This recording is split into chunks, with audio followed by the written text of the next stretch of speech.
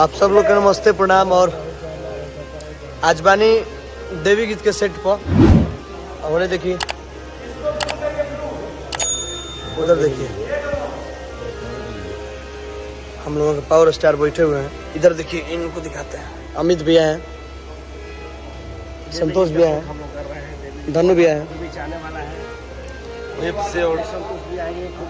और हमारे परिकल्पना मौजूद नहीं है लेकिन उनका नाम ले लिया है, दीपक भैया। कुछ बोलिए आप। संतोष और ये जो ब्लॉग है पीएस ब्लॉग में भी देख सकते हैं। और पीएस मतलब प्रियांशु सिंह के सिर्फ सोशल मीडिया पे आएगा ये। और देखिए शूटिंग का आनंद कैसे ले रहे हैं हम लोग, दिखाते हैं आप लोगों को।